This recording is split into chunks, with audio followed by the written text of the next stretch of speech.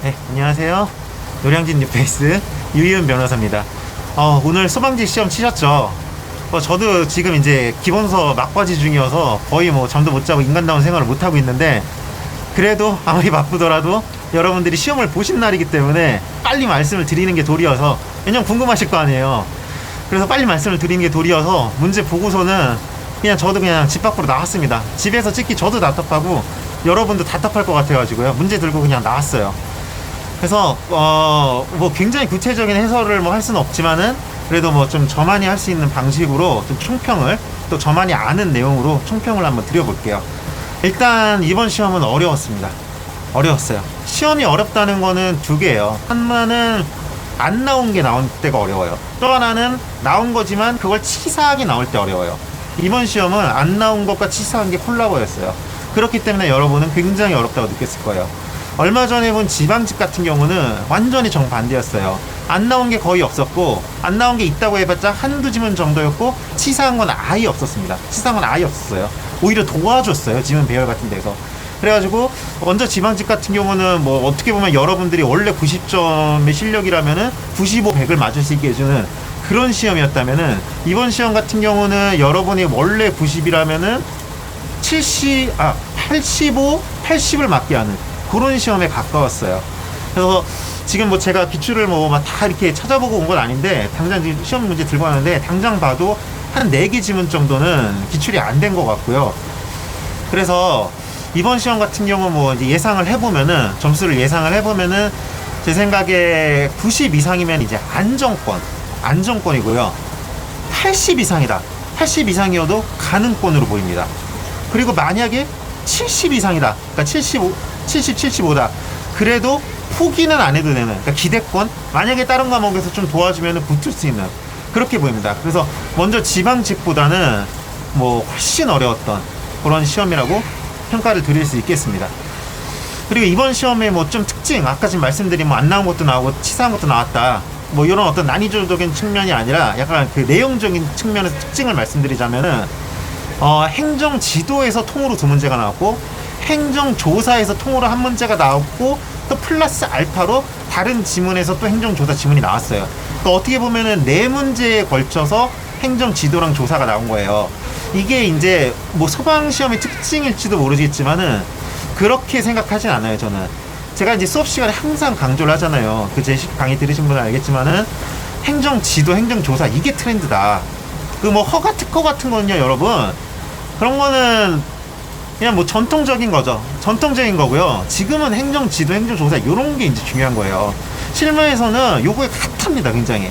그 얼마 전에 그 제 유튜브 방송에 뭐 판사 플러스 행정법 봤었는데, 나가지고 행정법 시험 풀고 가신 고판사님도 박사학위 논문이 행정조사예요. 제가 실무에 있을 때도 행정조사 사건이 많이 있었어요. 그러니까 요게 행정조사가 거의 수사급으로 돼가면서 이 여러 가지 문제들이 있어요. 그래가지고 행정지도도 왜 나옵니까? 제가 말했잖아요. 행정지도 핑계로 이상한 짓을 한다고. 그러니까 그 통제가 이제 얘기가 막 나오는 거야. 비권력적 사실행위다? 교과서에서 나온 얘기고, 사실은 굉장히 권력적이고, 사실은 법적 영향을 미치는 그 한계를 막 넘나들고 있기 때문에, 그래가지고 요게 이제 중요한 거예요. 그래서 행정지도가 13번, 16번에 아예 통으로 나왔고, 행정조사도 통으로 1문제 나왔고, 그리고 19번에 1번 지문에서 행정조사가 통으로 나온 게 6번이네요. 6번에서 통으로 나왔고, 19번에 1번에서 6번에 2번 지문, 요거 자발적 협조해야 되는 게 6번에 2번 지문이랑 19번에 1번 지문이 똑같은 지문인데 나왔어요. 그러니까 행정조사에서 자발적 협조를 너무너무 내고 싶은 거야. 제가 제 수업 들으신 분들이 뭐 이게 볼 거기 때문에 뭐 거짓말을 못합니다. 제가 수업 시간에 행정조사 나오면 자발적 협조가 무조건 나온다고 그랬어요. 왜 그러겠어요? 자발적 협조를 받는 척하면서 깡패짓을 한다니까. 그러니까 자발적 협조가 문제가 되는 거야. 항상 반대로 생각해야 돼. 행정지도에서 행정지도를 안 따랐다고 불이익한 조치를 못한다, 행정지도를 따르라고 강요하지 못한다, 왜 시험에 나오겠어? 맨날 강요하고 맨날 불이익을 주거든. 그러니까 나오는 거예요, 그게. 이것도 마찬가지예요. 자발적 협조를 받는다는 핑계로 이상한 짓들을 하거든. 그러니까 이게 이제 문제가 되고 실무에서 이제 관심이 있는 거예요. 실무에서 관심 있으면 당연히 학교에서 관심이 있고, 실무에서 관심이 있다는 건 판례가 나오기 시작했다는 거고, 그러니까 이게 시험에 나오는 겁니다. 그러니까 이런 게 맨날 무슨 뭐 기출에서 뭐 3개 나왔다 4개 나왔다 세가지고 요게 중요하다, 물론 그것도 중요하지만은 좀 트렌드를 알아야 돼요. 문제 내는 사람들이 지금 뭘 궁금해하는지를 알아야 조금 요게 이제 그 뭐랄까요, 좀 이제 차원이 있는 분석과 예상이 되는 거죠. 그런 면에서 지금 이제 행정조사와 행정지도가 이렇게 통으로 많이 나왔다는 거는 이게 의미하는 바가 있다고 생각을 합니다. 그래서 그 좀 어려웠던 문제를 찝어보면은 제 생각에는 여러분들이 좀 어려웠을 문제가, 일단 2번도 어려웠을 수 있고요. 2번 같은 경우는 치사한 문제예요. 2번 같은 경우는 치사한 문제예요. 뭐 공청이랑 청문을 헷갈리게 되는 거, 이런 게 이제 얼핏 하면 이제 치사할 수 있어요. 왜냐하면 여러분들이 청문이 뭔지 잘 모르거든. 청문은 사실은 그 조사예요. 조사. 말이 의견 정지지 사실은 조사예요. 걔 죽이기 전에 마지막으로 한번 네 얘기를 들어보겠다 하면서 사실은 조사하고 가는 게 그게 청문이거든요. 널리 의견을 수렴하는 것과 아무 상관이 없어요. 그건 이제 공청입니다. 공청회. 주민 설명회 같은 거.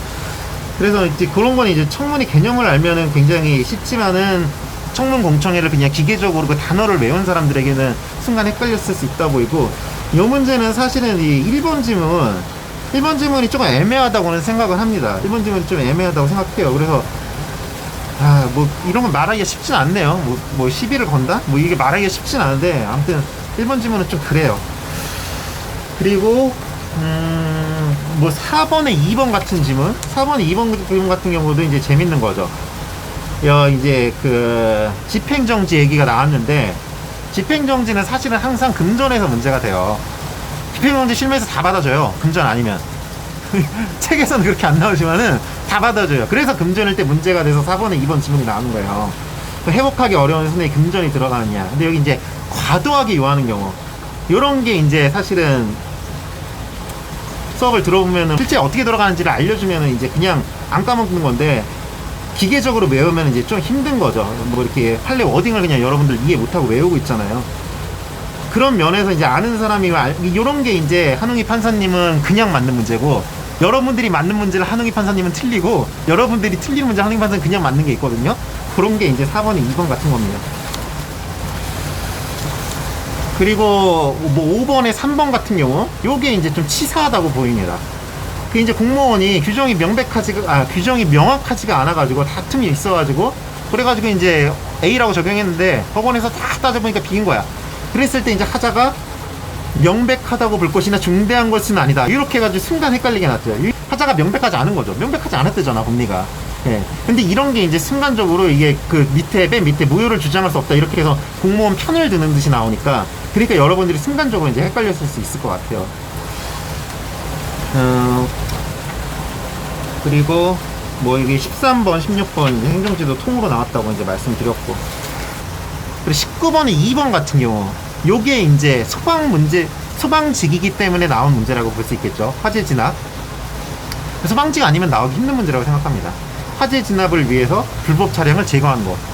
소방직 문제잖아요. 그러니까 제가 먼저 지방직에서도 지방직이니까 조례를 좀 적극적으로 내고 싶어 했다라고 말했잖아요.